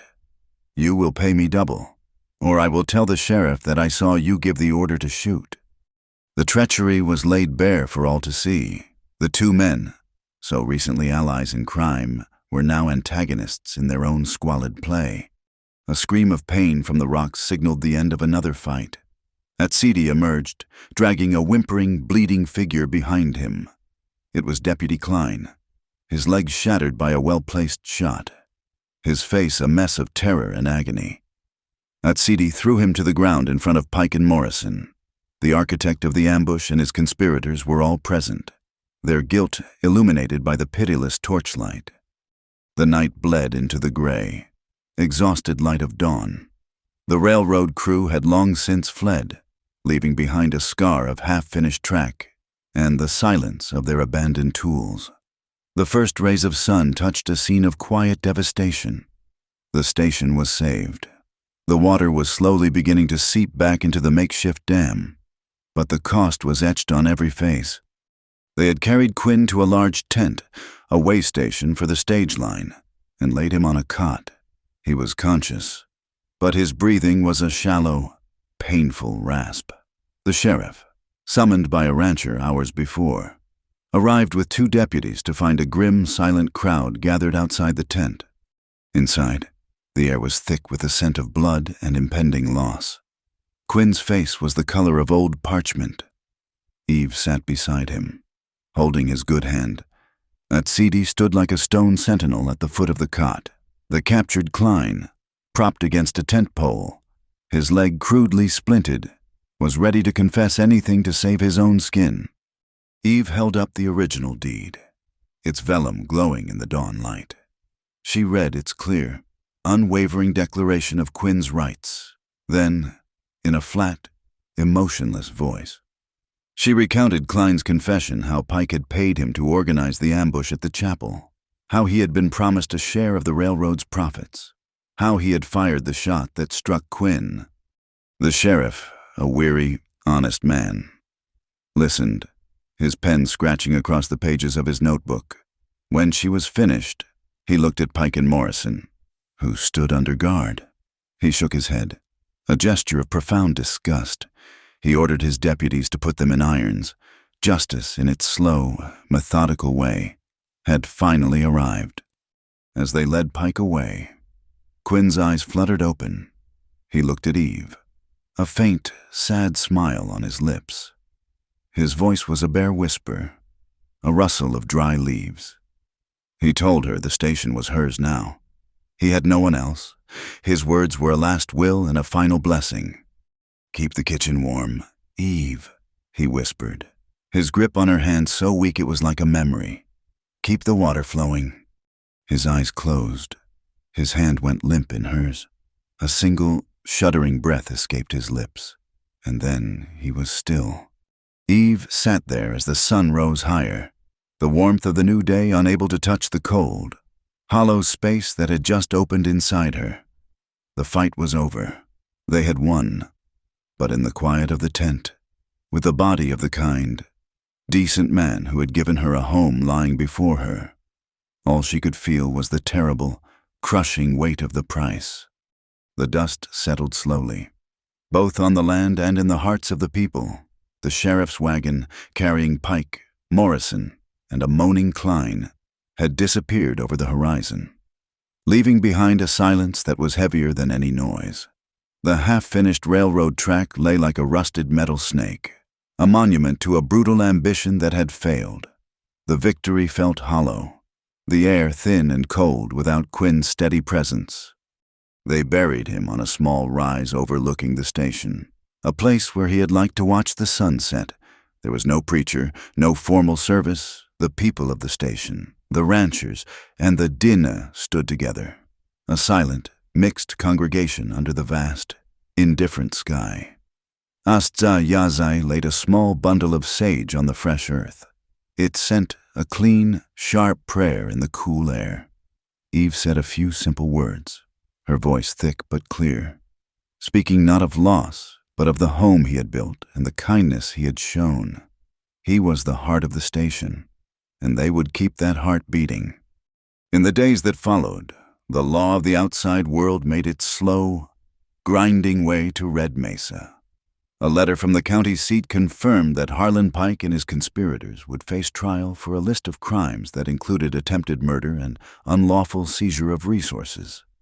Another letter, this one from the Transcontinental Railroad, was couched in cool, corporate language, disavowing all knowledge of Pike's methods but announcing that, due to unforeseen geological and social complications, the planned spur line would be rerouted 20 miles to the south. The Red Mesa Water Cooperative, with its clear map and unified front, was officially recognized, its rights to Bibiani and its entire watershed secured. The paper war was over. But the real healing took place not in a courtroom, but in the station kitchen. On the evening of the first new moon after Quinn's passing, Eve lit every lantern and put the largest stew pot she owned on the stove. People came, drawn by the light and the smell of roasting meat and vegetables. They came carrying their own contributions, a sack of potatoes, a freshly baked loaf of bread, a jar of wild berry preserves. They ate together, their shared grief a quiet bond between them. After the meal, Atsidi brought in the plank of pine, its surface covered in the black handprints of their promise. With one of his fine smithing tools, he began to carefully, painstakingly carve the outline of each handprint into the wood, making the mark permanent. When he was finished, he and another man mounted the plank on the wall above the hearth, where Quinn's old rifle had once hung. It was their constitution, their treaty, sealed not in a government office, but in the warm heart of their home. A few days later, Eve walked with Atsidi to Tobeyani. The ugly scar of the construction was still there, but the water flowed around it, clear and undeterred. Small green shoots were already pushing their way up through the disturbed earth. They stood by the edge of the spring, the source of all their struggle and their unity. Eve looked at the water, then at the tall, quiet man beside her. She knew that in the eyes of the world, they were an impossible pairing. But here, in this place, the world's rules seemed foolish and small. She asked him what came next. For them. He did not answer immediately. He picked up a smooth, flat stone and skipped it across the surface of the pool. It danced 3 times before sinking without a ripple. He told her that his people did not have a word for the kind of marriage she had run from, a contract of ownership. He said a man and a woman walk a path together. Sometimes the path is smooth, sometimes it is rocky, but they walk it together because they choose to. Every morning when the sun rises, the path is the promise, not the destination. He turned to her, his dark eyes serious and gentle. I will not own you, Evelyn Hart, and you will not own me, but I will choose to walk this path with you, today and every day that follows. If you will choose to walk it with me. It was the most beautiful proposal she could have ever imagined. It was not a promise of forever, but a promise of now, repeated over and over. It was the only kind of promise that felt real. She told him yes, she would choose him, every day. Their joining was as simple and honest as their conversation.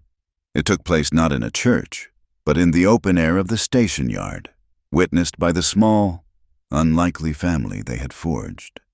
Azza Yaze stood as their elder, her face a mask of proud, serene approval. Agnes Whitlow was there, her presence a testament to her own profound journey. Tommy stood proudly beside Atsidi, his arm now healed, a small scar the only reminder of the ambush. Atsidi gave Eve a ring. It was not gold or silver, but a simple, dark band carved from juniper wood, polished smooth as stone. It had been his grandmother's, he said, a blessing from the memory he held so sacred. Eve had nothing to give him in return but a promise, which she spoke aloud, her voice carrying in the clear desert air. She promised to keep the kitchen warm. She promised to keep the ledgers true. She promised to choose him. It was all she had to give, and it was everything. Life settled into a new rhythm, the rhythm of building the Red Mesa Water Cooperative. Once a desperate idea became a working reality. A council, with Atsidi and Agnes Whitlow among its members, met once a month to set the schedules and plan for the dry season. Atsidi, using his skill as a smith, built a system of small, ingenious gates and channels that made the water sharing fair and efficient. Eve's small herb garden expanded. With the help of the Dine women, she learned to grow squash, beans, and the tough, resilient blue corn that could survive the desert heat. The garden became a symbol of their new world, a place where different roots took hold in the same soil, nourished by the same water. Agnes Whitlow, in her own surprising transformation, saw another need. The children of the station and the surrounding ranches had no school. She began a fund, and soon A small classroom was established in the now repaired warehouse. On Tuesdays and Thursdays, Eve would teach reading, writing, and arithmetic. On Wednesdays, Astza Yazi and other Dine women would come and teach the old ways how to weave the patterns of the world into a blanket, how to find edible roots, how to listen to the language of the wind and the stories of the stars. It was a new kind of education, born of two worlds, preparing the children for the future by grounding them in the past. One evening, months later, Eve stood on the porch, watching the last light fade from the sky. A soft rain had begun to fall, a gentle, life-giving rain that smelled of wet dust and sage. The sound on the tin roof was a quiet, steady drumming. She could hear the murmur of conversation from the bunkhouse, the soft nicker of a horse in the corral. From the kitchen behind her came the warm, yellow glow of lantern light and the scent of baking bread. Atsidi was inside, mending a piece of harness, his hands sure and steady. The water was flowing. The kitchen was warm. This was not the life she had imagined for herself, but it was a life she had chosen, a life she had built, a life she would continue to choose every single day. Thank you for listening to our story. Please let us know where you are tuning in from in the comments so we can all connect and share. And do not forget to subscribe to our channel Wild West Tales, like the video, and press the hype button to support us and help this story be heard.